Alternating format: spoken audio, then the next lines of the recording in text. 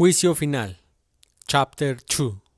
Coward tardó unos instantes en asimilar el contenido de la carta. La releyó varias veces, intentando ordenar sus impresiones. Era evidente que el hombre sabía expresarse, que era culto y educado.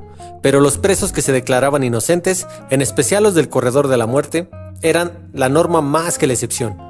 Siempre se había preguntado por qué la mayoría de los hombres, incluso en la hora de su muerte, se aferran a un halo de inocencia. Era comprensible en el caso de los peores psicópatas, asesinos en serie, que respetan tan poco la vida humana que matarían a alguien antes de hablar con él, pero que, en un careo, mantendrían ese halo si no les convence de que más les vale confesar. Era como si la palabra tuviera un significado diferente para ellos, como si de la lista de horrores que habían provocado, hicieran borrón y cuenta nueva. La idea le hizo recordar los ojos de un muchacho, los ojos que habían sido parte importante en muchas de sus pesadillas. Se había hecho tarde, y en Miami, la noche daba lentamente paso a una sofocante madrugada de verano, cuando había recibido aquella llamada que lo hizo ir a una casa a solo 10 o 12 manzanas de la suya. El redactor jefe roncó por la hora intempestiva y, harto del trabajo, lo enviaba a presenciar un espectáculo aterrador. Aquello sucedió cuando todavía trabajaba en la sección local como periodista de sucesos, lo cual implicaba cubrir sobre todo noticias de asesinatos.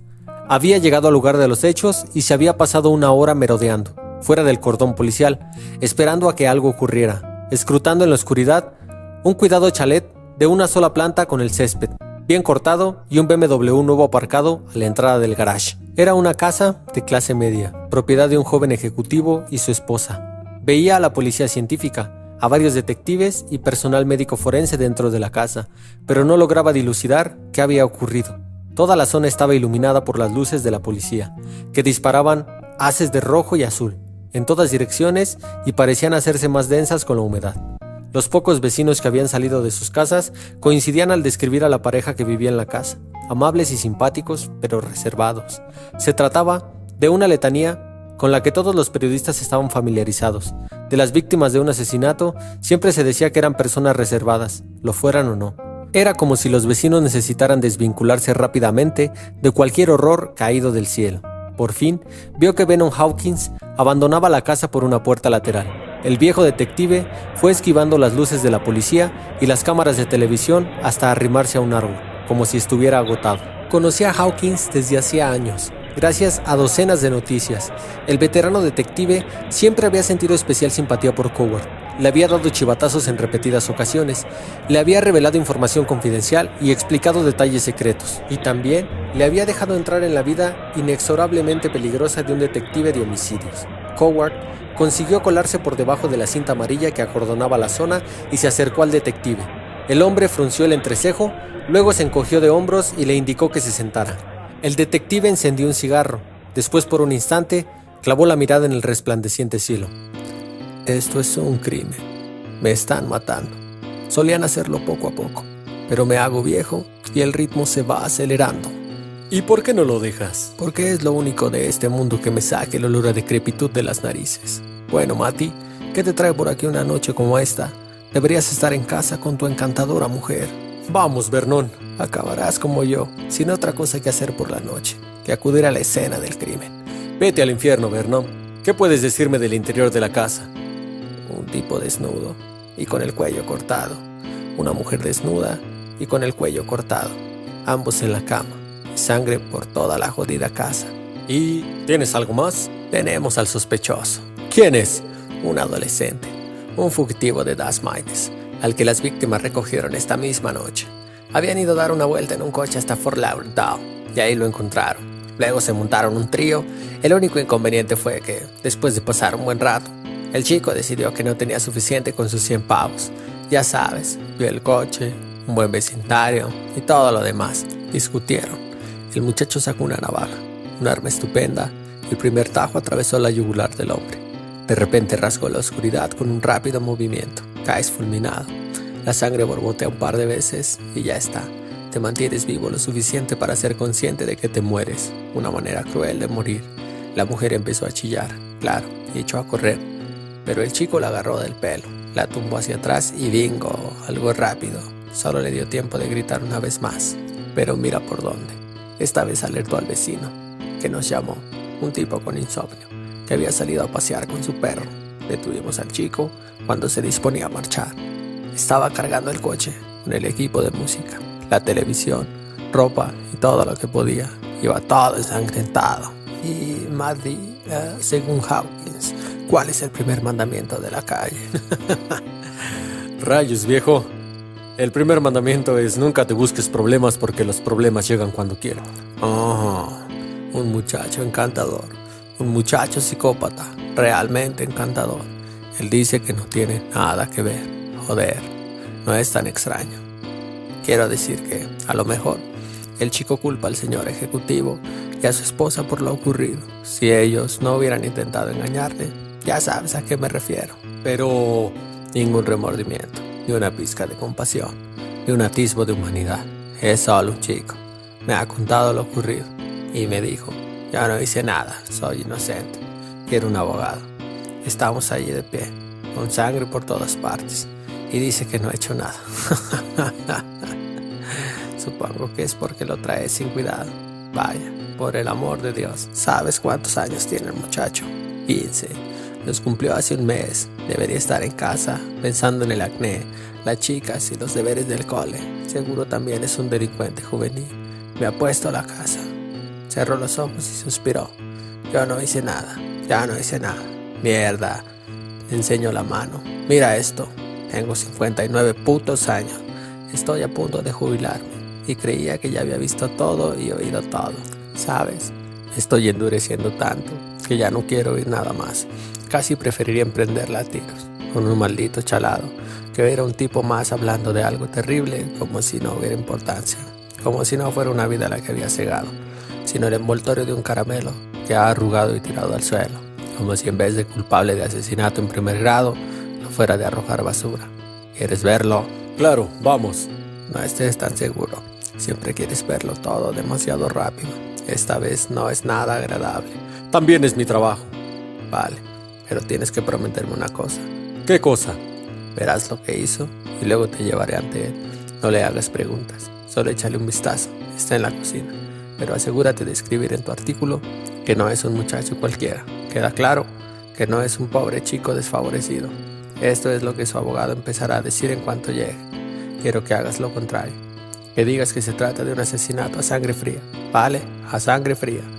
No quiero que nadie coja el periódico, vea unas fotografías suyas y se pregunte, ¿cómo podría este chico haber hecho algo así? Descuida, lo haré. De acuerdo. El detective se encogió de hombros y luego se irguió. Echaron a andar hacia la puerta principal, pero cuando estaban a punto de entrar, Hawkins insistió. ¿Estás seguro? Son gente como tú y como yo. No lo olvidarás jamás. Vamos. Mati, por una vez escucha el consejo de un viejo. Venga ya, Vernon. Entonces allá tú y tus pesadillas, dijo el detective, y en eso tenía toda la razón. Coward recordó haber mirado fijamente al ejecutivo y a su esposa. Había tanta sangre que era casi como si estuvieran vestidos. Cada vez que se disparaba el flash del fotógrafo de la policía, los cuerpos destellaban por un instante. Sin medir palabra, siguió al detective hasta la cocina. El muchacho estaba allí sentado. Llevaba zapatillas de deporte y vaqueros, el delgado torso desnudo, y tenía un brazo esposado a una silla. Vetas de sangre tatuaban su cuerpo, pero a él no le importaba y con la mano libre fumaba un cigarrillo sin inmutarse. Eso le daba aspecto de más joven aún. Un niño que quiere pasar por mayor y más duro para impresionar a la policía, cuando en realidad lo único que logra es parecer un poco más imbécil. Coward vio en su cabello rubio una salpicadura de sangre que le enmarañaba los rizos y una mancha de sangre reseca en su mejilla. Ni siquiera le crecía barba. Levantó la mirada cuando Coward y el detective entraron en la cocina. ¿Quién es ese? Un periodista del jornal. Periodista, escribe que yo no hice nada. Aquella risa quedó congelada en su memoria mientras Hawkins lo conducía al exterior, de vuelta al ajetreado amanecer. Después de lo ocurrido, Coward se había ido a su despacho, a escribir la historia del joven ejecutivo, su esposa y el adolescente. Había descrito las sábanas blancas arrugadas y ensangrentadas, y las rojas salpicaduras que hacían de las paredes un espectáculo dantesco. Había escrito sobre el vecindario y la elegante casa, sobre un diploma que colgaba enmarcado en la pared, acreditando la pertenencia de la víctima a un club de subastas de categoría, sobre sueños aburguesados y la tentación del sexo prohibido. Había descrito el extrarradio de Fort Lauderdale, donde los niños hacían excursiones nocturnas de placer para alejarse cada minuto más y más de su juventud. y había descrito los ojos del muchacho para fulminarlos en su artículo como su amigo le había pedido que hiciera. Había terminado la noticia con las palabras del muchacho. Aquella misma noche, de regreso a casa con una copia de la edición bajo el brazo y su historia ocupando la portada, había notado un agotamiento que iba más allá de la falta de sueño. Luego se había metido en la cama para acurrucarse tiritando junto a su esposa, a sabiendas de que ella planeaba dejarle. Incapaz de hallar calor en el mundo, Coward sacudió la cabeza tratando de disparar el recuerdo de aquella mañana y miró en torno a su cubículo. Ahora Hawkins estaba muerto.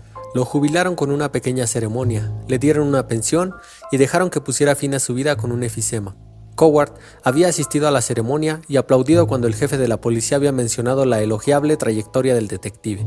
Siempre que podía, iba a verlo a su pequeño apartamento de Miami Beach. Era un lugar frío, decorado con viejos recortes de artículos escritos por Coward y otros. Al final de cada visita, Hawkins siempre le decía: "Recuerda las normas. Y si olvidas lo que te he dicho sobre la calle, entonces invéntate tus propias normas y vive en función de ellas". Coward también había ido al hospital siempre que podía. Salía temprano y a escondidas de su despacho para visitar al detective y contarle historias.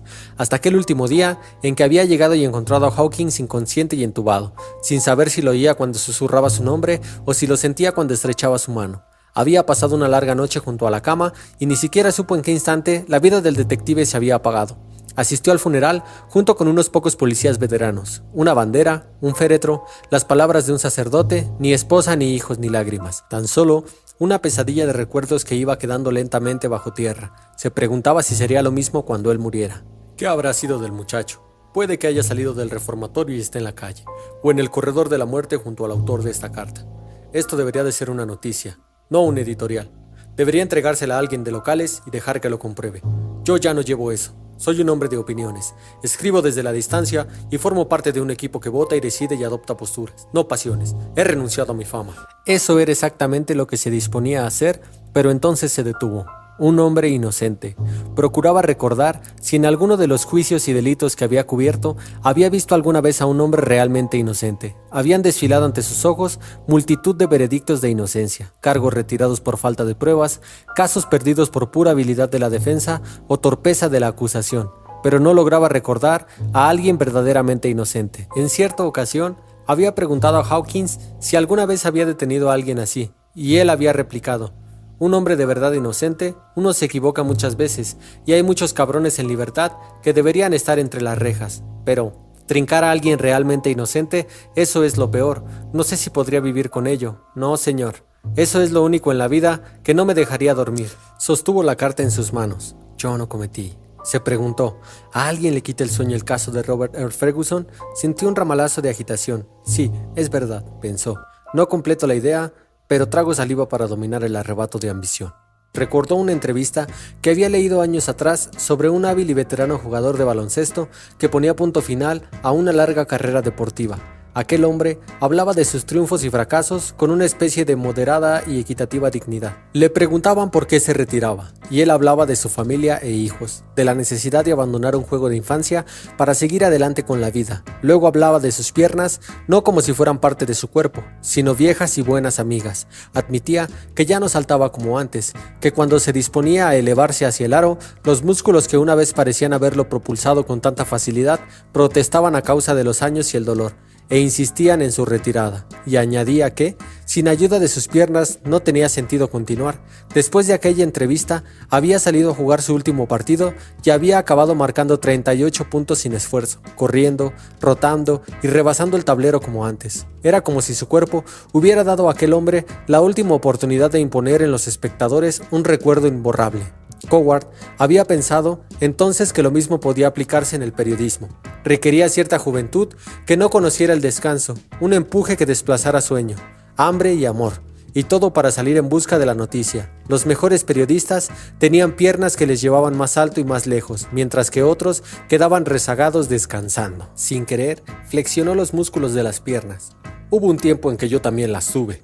Antes de retirarme a tener pesadillas, llevar traje, actuar con responsabilidad y envejecer con dignidad, ahora estoy divorciado y mi exesposa va a robarme lo único que he amado sin reservas. Y yo estoy aquí sentado, huyendo de la realidad, opinando sobre sucesos que no afectan a nadie. Sostuvo la carta firmemente en su mano. ¿Inocente? Ya veremos.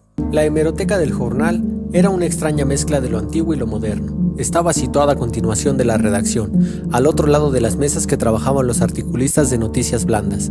En la parte trasera de la hemeroteca había hileras de grandes archivadores metalizados que contenían recortes que se remontaban a décadas atrás, en el pasado. El periódico había diseccionado cada día por persona, tema, lugar y suceso, y cada recorte había sido adecuadamente archivado. Ahora, todo eso se hacía con ordenadores último modelo, potentes terminales con enormes pantallas. Los bibliotecarios se limitaban a repasar cada artículo, marcar las personas y palabras clave, y pasarlos luego a archivos electrónicos. Coward prefería el viejo método. Le gustaba arreglárselas con un puñado de recortes emborronados, para elegir bien lo que necesitaba. Era como tener un pedazo de historia entre las manos. El de ahora era un método rápido, eficaz e impersonal, y él nunca perdía la ocasión de fastidiar a los bibliotecarios al respecto cada vez que acudía a la hemeroteca. Nada más entrar, una joven se fijó en él. Era rubia, con una llamativa melena, alta y esbelta. Llevaba gafas de montura metálica y a veces miraba por encima de ellas. No lo digas, Matt. ¿Que no diga qué? No digas lo de siempre, que te gusta más el viejo método. No lo diré, Bien, pero porque tú me lo has pedido. eso no vale. La joven se levantó y se acercó hasta el lugar del mostrador donde él esperaba de pie. ¿En qué puedo ayudarte? ¿Alguien te ha dicho alguna vez que te dejaras los ojos mirando todo el día en esa pantalla de ordenador? Todo el mundo. Imagina que te doy un nombre. Y yo haré el viejo truco informático. Robert Earl Ferguson, ¿Qué más? corredor de la muerte, condenado hace 3 años en el condado de Escambia. Veamos. La joven se sentó remilgadamente ante un ordenador y después de introducir el nombre pulsó una tecla. La pantalla se quedó en blanco, salvo por una única palabra que parpadeaba en una esquina, buscando. Luego la máquina pareció hipar y escupió unas palabras. ¿Qué dice? Hay un par de entradas. Déjame comprobar.